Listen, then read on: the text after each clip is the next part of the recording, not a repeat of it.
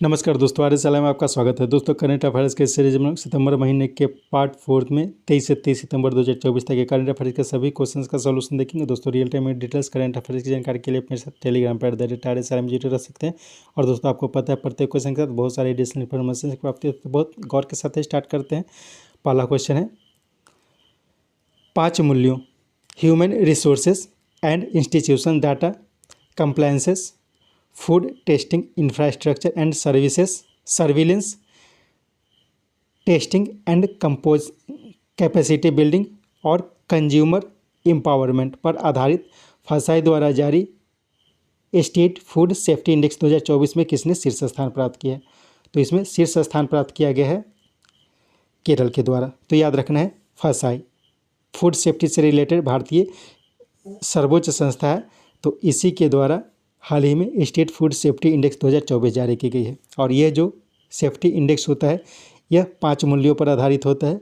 Institutional data, human resources and institutional data, compliance, food testing infrastructure and surveillance testing and capacity building और consumer empowerment, इन 5 मूल्यों पर आधारित होता है। इसमें केरल पहला स्थान प्राप्त किया है, तमिलनाडु दूसरा स्थान प्राप्त किया है, जम्मू और कश्मीर तीसरा स्थान प्राप्त किया है और गुजरात जो है वो चौथा स्थान प्राप्त किया है। तो इन सब के बारे में याद रखना है। नेक्स्ट, किन्हें झारखंड उच्च न्यायालय के मुख्य न्यायाधीश के पद पर नियुक्त किया गया? तो हाल ही में एम रामचंद्र राव, इन्हें झारखंड उच्च न्यायालय के मुख्य न्यायाधीश के पद पर नियुक्त किया गया। इसके साथ दोस्तों याद रखना है, हाल ही में 8 उच्च न्यायालय के मुख्य न्यायाधीश के पद पर नियुक्ति हुई है। तो उसमें सबके बारे में याद रखना है, सबके बारे में यहाँ पे भी बताया जाएगा। तो झारखंड उच्च न्यायालय के मुख्य न्यायाधीश बने हैं एम रामचंद्र राव। मधुकर जामदार जो है वो केरल उच्च न्यायालय के मुख्य न्यायाधीश। गुरमीत सिंह संघवालिया जो है वो हिमाचल प्रदेश के। और KR श्रीराम, ये जो है ये मद्रास उच्च न्यायालय के मुख्य न्यायाधीश बने हैं। इसके साथ और भी याद रखना है, क्वेश्चन है, किन्हें मेघालय उच्च न्यायालय का मुख्य न्यायाधीश बनाया गया है? तो हाल ही में मेघालय उच्च न्यायालय का मुख्य न्यायाधीश जो बनाया गया है, इंद्र प्रसन्न मुखर्जी को बनाया गया है। और साथ में तासी रबस्तान, इन्हें जो है जम्मू और कश्मीर उच्च न्यायालय का मुख्य जम्मू और कश्मीर और लद्दाख उच्च न्यायालय का मुख्य न्यायाधीश बनाया गया है। सुरेश कुमार कैथ, इन्हें मध्य प्रदेश उच्च न्यायालय का, और मनमोहन को दिल्ली उच्च न्यायालय के मुख्य न्यायाधीश के पद पर नियुक्त किया गया है। तो इन सब के बारे में याद रखना है। नेक्स्ट, किस देश के मसीरा में भारत और उस देश के वायुसेना के बीच अभ्यास ईस्टर्न ब्रिज या फिर ईस्ट ब्रिज 7 का आयोजन किया गया है? तो हाल ही में भारत और ओमान के बीच ईस्ट ब्रिज 7 का आयोजन किया गया है और ये ओमान के मसीरा में आयोजित की गई है।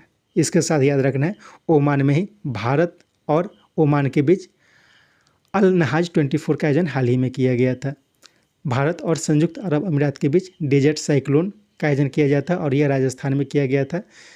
भारत और सऊदी अरब के बीच सदा तंसिक का आयोजन हाल ही में किया गया था। और भारत और कतर के बीच जो आयोजित की जाती है वो जायर बहार का आयोजन किया जाता है। नेक्स्ट, कहाँ रहने वाली नजीरा बानो ने प्रथम खेलो इंडिया महिला ताइक्वांडो लीग चरण 1 में गोल्ड मेडल प्राप्त किया है? तो ये लद्दाख की रहने वाली है नजीरा बानो। तो याद रखें, नजीरा बानो ये जो है वो हाल ही में खेलो इंडिया महिला गेम जो होता है तो उसे अब अस्मिता गेम भी कहा जाता है। तो इसके बारे में भी याद रखना है। अस्मिता ताइक्वांडो अगर पूछा जाए तो ये भी बताया जा सकता है कि अस्मिता ताइक्वांडो लीग चरण 1 में गोल्ड मेडल जीती है लद्दाख की नजीरा बानो। और ये अस्मिता ताइक्वांडो चरण 1 का जो आयोजन किया गया था वो गुजरात में किया गया था। ठीक है, गुजरात में किया गया था। नेक्स्ट, कौन श्रीलंका के नए राष्ट्रपति बने हैं? तो हाल ही में श्रीलंका के नए राष्ट्रपति बन गए हैं अनुरा कुमार दिसानायके। यहाँ पे थोड़ा गलत हुआ है, याद रखना है अनुरा। ठीक है, अनुरा कुमार दिसानायके। हरिनी अमर सूर्या, इन्हें राष्ट्रपति ने प्रधानमंत्री के पद पर नियुक्त किया है। तो इन दोनों के बारे में याद रखना है। हाल ही में श्रीलंका में राजनीतिक अस्थिरता बनी हुई थी, जिसके बाद रनिल विक्रमसिंघे को राष्ट्रपति बनाया गया था, लेकिन फिर से चुनाव हुआ और चुनाव में अनुरा कुमार दिसानायके जो है वो सबसे ज़्यादा वोट प्राप्त किए और वो वहाँ के राष्ट्रपति बन गए हैं। और हरिनी अमर सूर्या को उन्होंने प्रधानमंत्री के पद पर नियुक्त किया है। नेक्स्ट, किस देश में इन्वेस्ट इंडिया कार्यालय का उद्घाटन केंद्रीय वाणिज्य मंत्री पीयूष गोयल ने किया है? तो हाल ही में वाणिज्य मंत्री पीयूष गोयल सिंगापुर की यात्रा पर थे और वहीं पे उन्होंने इस इन्वेस्ट इंडिया कार्यालय का उद्घाटन किया है। हाल ही में वाणिज्य मंत्री पीयूष गोयल ऑस्ट्रेलिया की यात्रा पर भी गए थे और ऑस्ट्रेलिया की यात्रा पर जब गए थे तो उन्होंने 19वीं भारत ऑस्ट्रेलिया संयुक्त मंत्री स्तरीय बैठक में भाग लिया था। हाल ही में प्रधानमंत्री अमेरिका की यात्रा पर गए थे और अमेरिका में प्रधानमंत्री के द्वारा बोस्टन और लॉस एंजलिस में वाणिज्यिक दूतावास खोलने की घोषणा की गई थी, तो इसके बारे में भी याद रखना है। नेक्स्ट, COP27 में जलवायु परिवर्तन से प्रभावित देशों की मदद के लिए बनाए गए लॉस एंड डैमेज फंड का कार्यकारी अध्यक्ष किन्हें बनाया गया? ठीक है, कार्यकारी अध्यक्ष बनाया गया इब्राहिम शेख डियोंग को। ठीक है, तो याद रखना है लॉस एंड डैमेज फंड जो बनाया गया था, तो हाल ही में COP27 का आयोजन किया गया था। COP27 का जब आयोजन किया गया था तो उसी में लॉस एंड डैमेज फंड बनाने की बात की गई थी। मार्क रूट को हाल ही में नाटो के प्रमुख सेक्रेटरी के पद पर नियुक्त किया गया है। नाटो के महासचिव के पद पर नियुक्त किया गया है मार्क रूट को। नेक्स्ट, कि इन्हें नेशनल नारकोटिक्स कंट्रोल बोर्ड के डायरेक्टर के पद पर नियुक्त किया गया है। नेशनल नारकोटिक्स कंट्रोल बोर्ड के डायरेक्टर जनरल के पद पर नियुक्त किया गया अनुराग गर्ग को। अमित गर्ग, इनके बारे में भी याद रखना है। हाल ही में अमित गर्ग को सरदार वल्लभ भाई पटेल राष्ट्रीय पुलिस अकादमी के प्रमुख के पद पर आलोक रंजन, इन्हें हाल ही में नेशनल क्राइम रिकॉर्ड ब्यूरो के प्रमुख के पद पर, और रणधीर सिंह, इन्हें ओलंपिक काउंसिल एशिया में अध्यक्ष के पद पर नियुक्त किया गया है। तो इन चारों के बारे में याद रखना है। नेक्स्ट, हाल में आयोजित 45वें शतरंज ओलंपियाड का पुरुष और महिला वर्ग का खिताब किसने जीता? तो ये जीता गया है भारत के द्वारा हाल ही में हंगरी में। ठीक है, हंगरी में शतरंज ओलंपियाड का आयोजन किया गया था। 45वें शतरंज ओलंपियाड का आयोजन हंगरी में किया गया था और इसमें पुरुष और महिला वर्ग दोनों में भारत ने जीत दर्ज की है और ये पहली बार ऐसा हुआ है। नेक्स्ट, कौन G7 का वर्तमान अध्यक्ष है जिसके संस्कृति मंत्रियों की बैठक में भारत ने भाग लिया? तो G7 का वर्तमान अध्यक्ष जो है वो इटली है। अब G7 से कोई भी क्वेश्चन रिलेटेड आएगा तो वो इटली में उसका आयोजन किया जाएगा, इसे ध्यान रखना है। नेक्स्ट, जयपुर में आयोजित मिस यूनिवर्स इंडिया 2024 का खिताब किसने जीता? तो ये खिताब जीता गया है रिया सिंघा के द्वारा। ठीक है, रिया सिंघा जो बन गए हैं वो मिस यूनिवर्स इंडिया बन गए और मिस यूनिवर्स का जो खिताब का जो चुनाव होगा उसमें भारत की तरफ से रिया सिंघा पार्टिसिपेट करेगी। ध्रुवी पटेल के बारे में याद रखना है। ध्रुवी पटेल को हाल ही में अमेरिका में मिस इंडिया वर्ल्ड वाइड 24 से सम्मानित किया गया था। नेक्स्ट, चेन्नई में फिल्म फेडरेशन ऑफ इंडिया ने किसे 97वें अकादमी पुरस्कार अर्थात ऑस्कर के लिए सर्वश्रेष्ठ अंतर्राष्ट्रीय फीचर फिल्म के श्रेणी के लिए नामित किया है? तो ये नामित किया गया है लापता लेडीज को। ठीक है, लापता लेडीज जो कि किरण राव के द्वारा निर्देशित फिल्म है, तो उसी को भेजा गया है। और याद रखना है ये जो भेजा जाता है ये फिल्म फेडरेशन ऑफ इंडिया एक संस्था है जो कि फिल्म और टेलीविज़न से संबंधित सबसे प्रमुख संस्था है, उसी के द्वारा इसका चुनाव किया जाता है।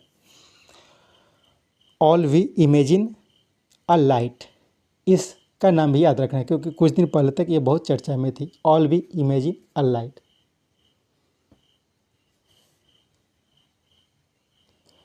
ये तीनों जो मूवी है तो ये तीनों भी इस दौर में थी। ठीक है, all we imagine a light, animal और एटम, ये तीनों भी इसके लिए इस दौर में थी, लेकिन इन तीनों को पछाड़कर लापता लेडीज ने इसमें अपना स्थान हासिल किया है। नेक्स्ट, अनुसूचित जाति और अनुसूचित जनजाति अत्याचार निवारण अधिनियम के अंतर्गत जारी सरकारी आंकड़ों के अनुसार अनुसूचित जाति के खिलाफ अत्याचार के मामले में वर्ष 2022 में किसने कौन शीर्ष पर रहा? तो उत्तर प्रदेश में SC यानी कि अनुसूचित जाति के खिलाफ सबसे ज़्यादा अत्याचार हुए थे और उत्तर प्रदेश में जो कुल अत्याचार हुए तो उसमें 23.78% जो हिस्सेदारी है वो उत्तर प्रदेश की हिस्सेदारी है। दूसरे स्थान पर राजस्थान रहा था। राजस्थान जो रहा था वो 16.75%, और मध्य प्रदेश तीसरे स्थान पर रहा था और यह 14.97% रहा था। यहाँ पे ऐसे पूछा नहीं जाएगा लेकिन पूछा जा सकता है कि यह जो रिपोर्ट थी तो इसमें जो शेड्यूल कास्ट के खिलाफ जो अत्याचार किए गए थे तो उसमें जो कुल संख्या है वो 51,656 थे। ठीक है। नेक्स्ट, विश्व में सबसे ज़्यादा 537 से अधिक गानों में 24,000 से अधिक डांस मूव के लिए किन्हें Guinness book of world record के द्वारा सम्मानित किया गया है। तो यह सम्मान दिया गया है चिरंजीवी को। ठीक है, चिरंजीवी को सम्मानित किया गया है। और यह जो सम्मान इन्हें दिया गया है आमिर खान के हाथों से यह सम्मान इन्हें प्रदान किया गया है। मिथुन चक्रवर्ती अभी बहुत चर्चा में, इनका नाम भी याद रखना है। मिथुन चक्रवर्ती को हाल ही में दादा साहब फाल्के पुरस्कार से सम्मानित किया गया। और ऐश्वर्या राय, इनका नाम भी याद रखना है। ऐश्वर्या राय को उनकी एक तमिल फिल्म के लिए सीमा अवार्ड में बेस्ट एक्ट्रेस के सम्मान से सम्मानित किया गया था। नेक्स्ट, प्रथम विश्व युद्ध के समय भारतीय सेना की मदद से वर्तमान इजराइल स्थित हाइफा शहर को ऑटोमन शासन से मुक्त कराने को जश्न मनाने के लिए 23 सितंबर को हाइफा दिवस कहाँ मनाया गया? तो इस बार जो हाइफा दिवस मनाया गया ये नई दिल्ली में मनाया गया है। तो क्वेश्चन को समझ लेते हैं। हाइफा दिवस कब मनाया जाता है तो पूछा जा सकता है। 23 सितंबर को मनाया जाता है हाइफा दिवस। ये क्यों मनाया जाता है? तो हाइफा शहर जो है, जो कि इजराइल में है, वह पहले ऑटोमन शासन के अधीन था। तो उसे ऑटोमन शासन से मुक्त कराने में भारतीय सेना की ने बहुत मदद की थी। और इसके लिए यह जब मुक्त हुआ था तो उसी के याद में हाइफा दिवस मनाया जाता है। तो चूँकि भारत और इजराइल के संबंध बहुत अच्छे हैं तो अभी वर्तमान में इजराइल का विभिन्न देशों के साथ, जैसे कि लेबनान हो गया, फिलिस्तीन हो गया, इन सब देशों के साथ युद्ध की स्थिति है। तो इस जश्न को मनाया नहीं जा सका, इसके लिए इसका आयोजन इस बार जो किया गया है हाइफा में न करके नई दिल्ली में किया गया है। इसके साथ याद रखना है जैसलमेर के बारे में। तो जैसलमेर के बारे में क्या याद रखना है कि हाल ही में जैसलमेर में 1 घंटे में 5 लाख पौधा लगाकर 1 घंटे में 5 लाख पौधा लगाकर विश्व रिकॉर्ड बनाया गया है। नई दिल्ली में एक और क्वेश्चन को याद रखना है। हाल ही में Commonwealth parliamentary association India region conference का आयोजन किया गया है। ठीक है, Commonwealth parliamentary association India region का आयोजन किया गया है। और इस कॉन्फ्रेंस का जो अध्यक्षता किया गया है वो ओम बिरला के द्वारा किया गया है। लोकसभा के अध्यक्ष ओम बिरला के द्वारा इसका अध्यक्षता किया गया है। नेक्स्ट, नागरिक उड्डयन मंत्रालय ने किस नई एयरलाइंस को हाल में मान्यता दी है जिसका संचालन प्रारंभ में लखनऊ और नोएडा के बीच की जाएगी? तो हाल ही में शंख एयरलाइंस, भारत में एक नया एयरलाइंस बन गया है शंख एयरलाइंस। तो इसको अभी हाल ही में मंत्रालय के द्वारा मान्यता मिल चुकी है। विस्तारा एयरलाइंस, इसके बारे में पता ही होगा, यह टाटा समूह की एयरलाइंस है विस्तारा एयरलाइंस। और विस्तारा को हाल ही में एयर इंडिया में मर्ज कर दिया गया है। नेक्स्ट, वित्त मंत्री किस देश की यात्रा पर समरकंद में आयोजित एशियन इंफ्रास्ट्रक्चर बैंक AIIB के बोर्ड ऑफ गवर्नर की बैठक में भाग ली? इसका दूसरा सबसे बड़ा शेयरधारक भारत है। तो अभी इसका आयोजन किया गया था उज्बेकिस्तान के समरकंद में। ठीक है, उज्बेकिस्तान के समरकंद में इसका आयोजन किया गया है। तो याद रखना है AIIB यानी कि एशियन इंफ्रास्ट्रक्चर बैंक जो है यह कहाँ स्थित है? तो ये चीन के बीजिंग में स्थित है। ठीक है, चीन के बीजिंग में स्थित है। और इसका आयोजन अभी उज्बेकिस्तान में किया गया है, यानी कि बोर्ड ऑफ गवर्नर्स की बैठक का आयोजन उज्बेकिस्तान के समरकंद में किया गया था। और इसी में भारत की विदेश मंत्री निर्मला सीतारमण ने भाग लिया था। इसके साथ ये क्वेश्चन भी पूछा जा सकता है कि जो AIIB है तो इसका सबसे बड़ा शेयर धारक कौन है? तो सबसे बड़ा शेयर धारक जो है वो चीन है और दूसरे स्थान पर भारत है। नेक्स्ट, हाल में किसका आयोजन अमेरिका में किया गया जिसमें प्रधानमंत्री ने भाग नहीं लिया? तो ये क्वेश्चन थोड़ा बड़ा हो गया है, ठीक है। अभी प्रधानमंत्री जो है वो अमेरिका की यात्रा पर थे, साथ में विदेश मंत्री भी अमेरिका की यात्रा पर गए थे। तो प्रधानमंत्री जब अमेरिका की यात्रा पर गए थे तो इन्होंने क्वाड समिट में पार्टिसिपेट किया था, ठीक है। क्वाड समिट में पार्टिसिपेट किया था और इसके साथ United Nation summit of the future, ठीक है, United Nation summit of the future, इन दोनों में प्रधानमंत्री ने पार्टिसिपेट किया था। और जब विदेश मंत्री गए थे तो उन्होंने यूनाइटेड नेशन के 78वें सेशन यानी कि 78th session of United nation general assembly, इसमें विदेश मंत्री ने भाग लिया था। और इसके साथ L69 और C10 इस दोनों में भी विदेश मंत्री ने ही भाग लिया था। अब थोड़ा जान लेते हैं L69 और C10 क्या होता है। तो जैसा कि पता है संयुक्त राष्ट्र जो है, संयुक्त राष्ट्र महासभा जो है, तो संयुक्त राष्ट्र के बहुत सारे पार्ट्स हैं। तो उसमें जो सिक्योरिटी काउंसिल है तो उसमें 5 अस्थाई सदस्य हैं और 10 जो होते हैं और अस्थाई सदस्य होते हैं। तो इसमें रिफॉर्म की बात बहुत समय से चल रही है। ऐसा माना जाता है कि इसमें अस्थाई सदस्यता कुछ और देशों को दी जाए और अस्थाई सदस्य की संख्या को भी बढ़ाया जाए। तो इन दोनों के लिए L69 और C10 नामक 2 संस्था बनाई गई है। L69 क्या है? तो L69 जो है उसमें भारत भी सदस्य है और इसमें बहुत सारे देश हैं जो इसमें रिफॉर्म की मांग करते हैं। और C10 जो है, तो C10 भी इसी तरह की संस्था है, लेकिन यह अफ्रीका कंटिनेंट जो है इसके 10 देशों ने इस संस्था को बनाया है।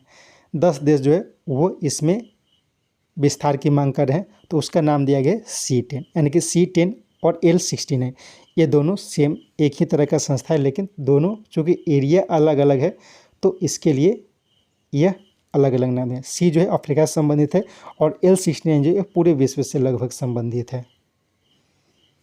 क्वाड क्या है ये पता ही है। क्वाड जो है वह 4 देशों का समूह है, भारत, ऑस्ट्रेलिया, जापान और अमेरिका।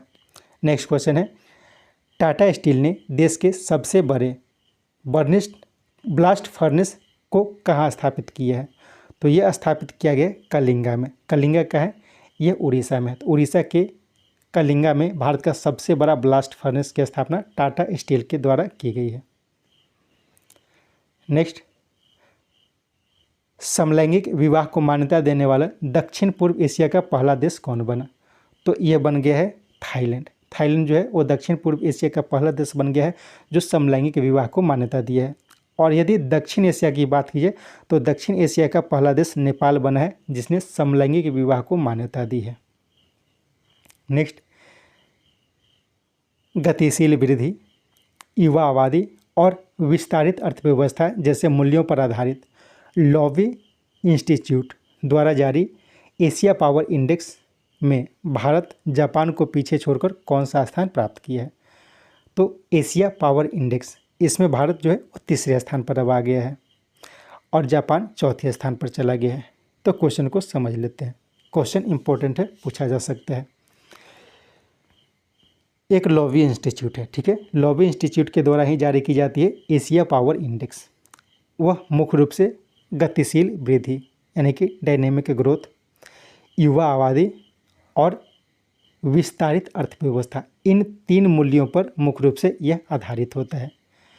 तो इसमें पहला स्थान प्राप्त किया है अमेरिका, दूसरा स्थान प्राप्त किया है चीन, तीसरा स्थान भारत और चौथे स्थान पर चला गया है जापान। और सबसे इम्पोर्टेंट है कि रसिया जो है, रूस जो है वो 6ठे स्थान पर चला गया है, ठीक है। और 5वें स्थान पर कौन है? 5वें स्थान पर ऑस्ट्रेलिया है। अब इसमें बात की गई है एशिया, ठीक है, एशिया पावर। तो एशिया पावर में कौन कौन? ऑस्ट्रेलिया और अमेरिका, ये दोनों ऐड हो गए हैं, साथ में रूस को भी ऐड किया गया। तो ऐसा क्यों है? तो ऐसा इसलिए होता है कि यह जो इंडेक्स बनाया जाता है। तो इसमें एशिया क्षेत्र में, मुख्य रूप से एशिया प्रशांत क्षेत्र में किन देशों की सैन्य शक्ति सबसे ज़्यादा पावरफुल कौन है, तो उसके आधार पर बना जाता है। तो चूँकि एशिया पैसिफिक रीजन में अमेरिका, ऑस्ट्रेलिया, जापान, इन सबको अपना अपना प्रभाव है। तो सबसे ज़्यादा प्रभाव जो है वो अमेरिका का है, इसलिए वो पहला स्थान प्राप्त किया है। दूसरे स्थान पर चीन है, तीसरे स्थान पर भारत, चौथे स्थान पर जापान, पाँचवें स्थान पर ऑस्ट्रेलिया और छठे स्थान पर रूस चला गया है। नेक्स्ट, उड़ीसा में खिलाड़ियों को उत्साहित करने के लिए इम्पैक्ट, और यहाँ थोड़ा गलत हो गया, ठीक है, इम्पैक्ट और IMFA, ठीक है, IMFA एक संस्था है, ठीक है, इम्पैक्ट और IMFA दोनों संस्थाएं द्वारा 7 लाख की राशि दी जाने वाली एकलव्य पुरस्कार से किन्हें सम्मानित किया गया है।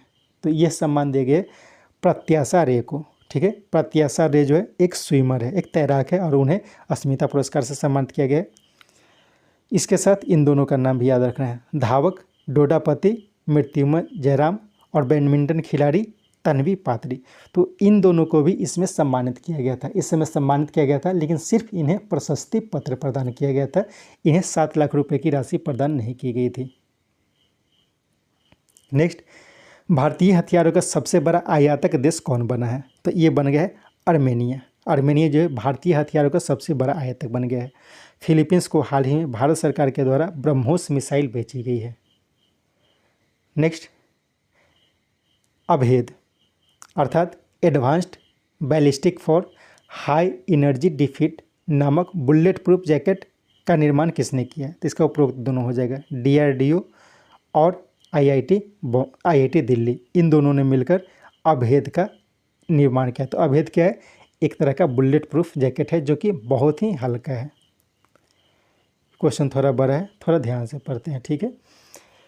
वर्ल्ड इंटेलेक्चुअल प्रॉपर्टी ऑर्गेनाइजेशन द्वारा 80 से अधिक संकेतकों जैसे शिक्षा, राजनीतिक वातावरण, वाणिज्यिक परिष्कार, बुनियादी ढांचा इत्यादि पर आधारित ग्लोबल इनोवेशन इंडेक्स 2024 में स्विट्जरलैंड, स्वीडन, अमेरिका तथा ब्रिटेन शीर्ष 4 तथा भारत 39वें स्थान पर रहा है। निम्नलिखित में से किन संकेतकों में भारत पहला स्थान प्राप्त किया है, तो इसका आंसर हो जाएगा O1, यानी कि ICT सर्विसेज एक्सपोर्ट के मामले में भारत जो है पहला स्थान पर है। तो क्वेश्चन को थोड़ा समझ लेते हैं, इंपॉर्टेंट क्वेश्चन है।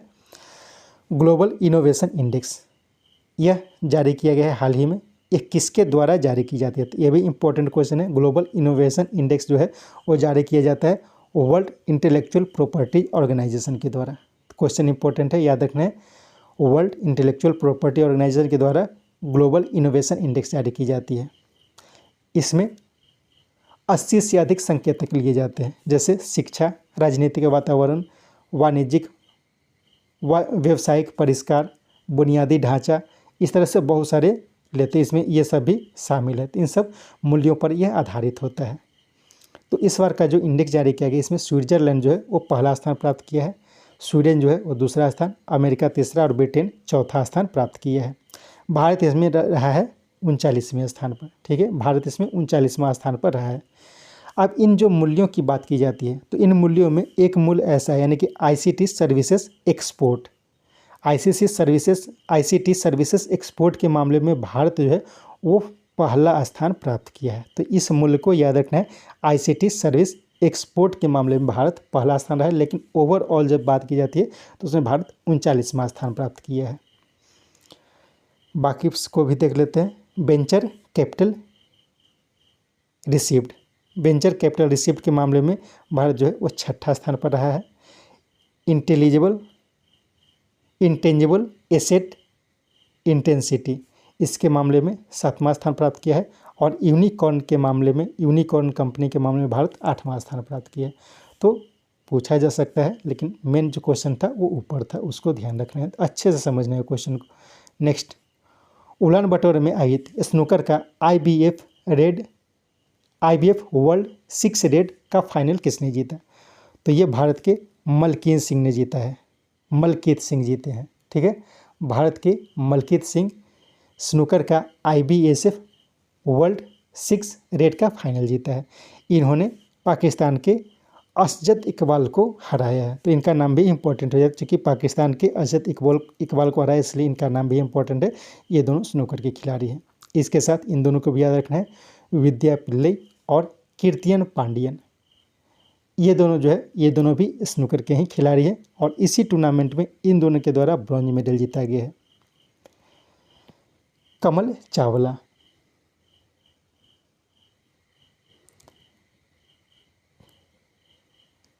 क्वेश्चन थोड़ा गलत हो गया, आंसर जो है वो गलत, क्वेश्चन सही है।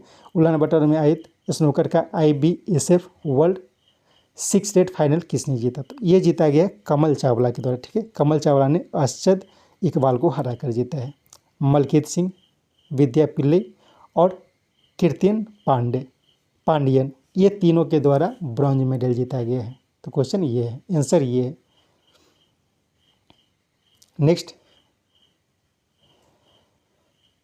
किस राज्य में ग्राम पंचायत रतुआ रतनपुर में देश का पहला पूरी तरह कागज रहित चुनाव संपन्न कराया गया? तो ये मध्य प्रदेश में जगह है रतुआ रतनपुर। ठीक है, वहीं पे कागज रहित चुनाव का आयोजन हाल ही में किया गया है।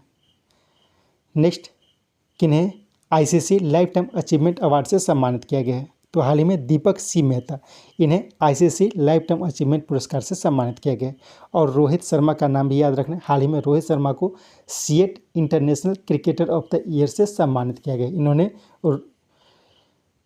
इनका नाम याद रखना है। प्रत्याशा रे, ऊपर बताया गया था, इन्हें हाल ही में उड़ीसा सरकार के द्वारा एकलव्य पुरस्कार से सम्मानित किया गया था। नेक्स्ट, किस राज्य के वन विभाग ने फसलों के नुकसान पहुंचाने के कारण नीलगाय और जंगली सियोर को मारने का आदेश दिया है? तो ये आदेश दिया गया बिहार सरकार के वन विभाग के द्वारा। और एक और क्वेश्चन याद रखना है बिहार के बारे में, हाल ही में अस्मिता योगासन लीग, यानी कि खेलो इंडिया महिला योगासन लीग कह सकते हैं, यानी कि अस्मिता योगासन लीग, इसका आयोजन हाल ही में किया गया था बिहार में। नेक्स्ट, 14 से 28 अक्टूबर के बीच ITU यानी कि इंटरनेशनल टेलीकॉम यूनियन के 150 वर्षों के इतिहास में पहली बार एशिया में विश्व दूरसंचार मानकीकरण सभा अर्थात वर्ल्ड टेलीकॉम स्टैंडर्डाइजेशन असेंबली यानी कि WTSA 2024 की मेज़बानी कौन करेगा?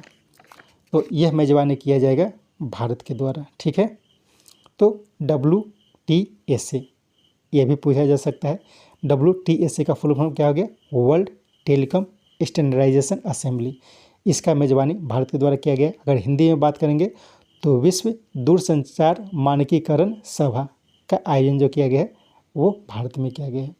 और यह जो आयोजन किया जाता है वो ITU के द्वारा किया जाता है और इसके 150 वर्षों के इतिहास में पहली बार एशिया में इसका आयोजन किया गया है और ये भारत के द्वारा इसका आयोजन किया गया है। नेक्स्ट, 2024 से 27 के लिए Asia organisation of supreme institution की अध्यक्षता किसने संभाली है? साथ ही इस देश में 16वें ASOSAI असेंबली का आयोजन राजधानी में किया जाएगा। तो इसके अध्यक्ष बन गए भारत के गिरीश चंद्र मुर्मू। भारत के गिरीश चंद्र मुर्मू जो कि कैग हैं वो इसके अध्यक्ष बन गए। तो क्वेश्चन को समझ लेते हैं। ASOSAI ये क्या हो गया?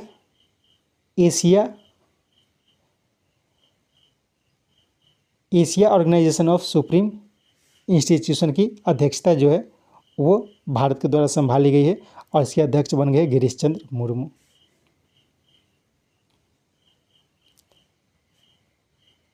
यहाँ पर SP धनखड़, इनके बारे में भी याद रखना है। और अमरप्रीत सिंह जो है वो वायुसेना प्रमुख बन गए हैं और SP धनखड़ जो बन गए हैं वो वायुसेना उप प्रमुख बन गए हैं। तो इन दोनों का नाम भी याद रखना है। शक्तिकांत दास जो है वर्तमान में RBI के गवर्नर है। नेक्स्ट, कौन जापान के नए प्रधानमंत्री चुने गए? तो ये चुने गए हैं शिगेरू इशिबा जो है वो जापान के नए प्रधानमंत्री के पद के लिए चुने गए हैं। पहले फूमियो किशिदा, ये जो है वो जापान के प्रधानमंत्री है। वर्तमान में फूमियो किशिदा जापान के प्रधानमंत्री है, लेकिन अब शिगेरू इशिवा जो है वो जापान के प्रधानमंत्री बन जाएंगे। ए के दिसानायके, ये कौन है? ये श्रीलंका के राष्ट्रपति हाल ही में बने हैं और इनके द्वारा हरिनी अमरसूरिया को श्रीलंका का प्रधानमंत्री नियुक्त किया गया है। Next, national institute of mountaineering and adventure sports ने किस राज्य स्थित 20,942 फीट ऊंची चोटी का नाम सांगयांग के नाम पर रखा, जिनका जन्म तवांग में हुआ था? तो ये अरुणाचल प्रदेश में। क्वेश्चन में थोड़ा छूट गया, ठीक है। ये क्वेश्चन ये है, चर्चा में इसलिए है कि छठे दलाई लामा के नाम पर इसका नाम रखा गया है, ठीक है। अरुणाचल प्रदेश में एक चोटी है जिसका ऊंचाई है 20,942 फीट, लेकिन इसका कोई नाम नहीं था अब तक। उसका नाम रखा गया है त्यांगसांग के नाम पर। तो त्यांगसांग कौन थे? तो छठे दलाई लामा जो हैं वो छठे दलाई लामा जो थे उनका एक्चुअल नाम था सांगयांग, ठीक है, सांगयांग। तो उनका जन्म जो हुआ था तवांग में हुआ था। तवांग का है अरुणाचल प्रदेश में, और उन्हीं के नाम पे उसका नाम रखा गया है। तो चाइना इसका बहुत ही विरोध कर रहा है, तो इसके लिए ये चर्चा में है, तो इसे याद रखना है। नेक्स्ट, किस राज्य की जैविक किसान पद्मश्री पप्पममल का 109 वर्ष की आयु में निधन हो गया? तो ये तमिलनाडु की एक जैविक किसान थी पप्पममल, 109 वर्ष की आयु में इनका निधन हो गया है। नेक्स्ट, किनका संस्मरण पुस्तक मदर मेरी कम्स टू मी का विमोचन करने की घोषणा की गई है? तो ये अरुंधति राय की संस्मरण है। पुस्तक, उसका नाम क्या है? Mother Mary comes to me. Prashanti Ram, इनका नाम भी याद रखना है। प्रशांति राम जो है, इनकी हाल की एक रचना है 9 यार्ड साड़ी, और इन्हें सिंगापुर साहित्यिक पुरस्कार से हाल ही में सम्मानित किया गया है। ये भारतीय मूल की है। सलमान रुश्दी, इनकी हाल की एक पुस्तक आई थी नाइफ, यह भी जो है वो सलमान रुश्दी की एक संस्मरण है। सैम पित्रोदा, इनकी एक पुस्तक है the idea of democracy. Bill Gates की एक पुस्तक है सोर्स कोड, तो इसे भी याद रखना है। नेक्स्ट, अग्निवीरों को आरक्षण देने वाला पहला प्राइवेट कंपनी कौन बना? तो ये बन गया है ब्रह्मोस। ब्रह्मोस जो है वो अग्निवीरों को आरक्षण देने की बात की है। अमेजन के बारे में याद रखें। अमेजन जो है भारत की एक संस्थान है, ठीक है, जो कि लोगों को सर्विसेज प्रदान करती है, नौकरी देने में मदद करती है। एक पोर्टल है, उसके लिए भारत सरकार ने अमेजन के साथ समझौता किया है। Next, international institute for management development की हाल की वर्ल्ड टैलेंट इंडेक्स अर्थात विश्व प्रतिभा रैंकिंग में भारत ने कौन सा स्थान प्राप्त किया है? तो इसमें भारत 58वां स्थान प्राप्त किया है। रैंक इम्पोर्टेंट है, इसके साथ यह भी इम्पोर्टेंट है कि वर्ल्ड टैलेंट इंडेक्स अर्थात विश्व प्रतिभा रैंकिंग वो किसके द्वारा जारी की जाती है? तो ये जारी किया जाती है international institute for management development, इसके द्वारा जारी की जाती है। इसमें पहला स्थान जो प्राप्त किया गया है, पहला स्थान स्विट्जरलैंड के द्वारा प्राप्त किया गया है, दूसरे स्थान पर सिंगापुर और तीसरा स्थान पर लग्जमबर्ग रहा है। भारत 58वां स्थान पर रहा है। नेक्स्ट, ड्रग और अपराध के खिलाफ संयुक्त राष्ट्र द्वारा समर्थित ग्लोबल ऑपरेशन नेटवर्क का anti corruption law enforcement authority अर्थात ग्लोब नेटवर्क के लिए भारत 15 सदस्यीय संचालन समिति के लिए ईडी और सीबीआई के नेतृत्व में इसका सदस्य का चुनाव जीता है। तो इसका चुनाव कहाँ हुआ था? तो इसका चुनाव हुआ था बीजिंग में, चाइना के बीजिंग में। तो क्वेश्चन को समझ लेते हैं। क्वेश्चन क्या है? क्वेश्चन है ड्रग और अपराध के खिलाफ संयुक्त राष्ट्र द्वारा समर्थित एक संस्था है, ठीक है, संयुक्त राष्ट्र द्वारा समर्थित एक संस्था है global operation network of anti corruption law enforcement. संस्था का नाम याद रखना है, global operation network of anti corruption law enforcement authority. इसको शॉर्ट में कहा जाता है ग्लोब नेटवर्क। तो इसका 15 सदस्यीय संचालन समिति जो है उसी में भारत का चुनाव हुआ है और यह बहुत टफ चुनाव हुआ था, बहुत कई स्तरों में यह चुनाव हुआ था, उसमें भारत चुना गया और इसका नेतृत्व भारत की तरफ से ईडी यानी कि इन्फोर्समेंट डायरेक्टरेट और सीबीआई के द्वारा की गई थी और इसका चुनाव बीजिंग में हुआ था, चीन के बीजिंग में। नेक्स्ट, जापान में आयोजित वर्ल्ड एथलेटिक्स कॉन्टिनेंटल टूर में 5000 मीटर दौड़ में गुलवीर सिंह ने कौन सा पदक जीता? तो उनके द्वारा गोल्ड मेडल जीता गया है। नेक्स्ट, किस देश के प्रधानमंत्री एंड्रयूस होलनेस पहली बार भारत की यात्रा पर आए? तो ये जमैका के प्रधानमंत्री हैं, ठीक है, जमैका के प्रधानमंत्री एंड्रयूस होलनेस। तो चर्चा में इसलिए है कि ये जमैका के प्रधानमंत्री, जमैका के पहले प्रधानमंत्री कहा जा सकता है। अभी तक जमैका के कोई भी प्रधानमंत्री नहीं है जो भारत की यात्रा पर आए थे, तो इसके लिए चर्चा में है। इसके साथ ये सेट समाप्त होता है। उम्मीद है सेट आपके लिए उपयोगी होगा। कोशिश करके 2-3 बार करके सेट को सुने ताकि अधिक से अधिक जानकारी आपको मिल सके। Thank you.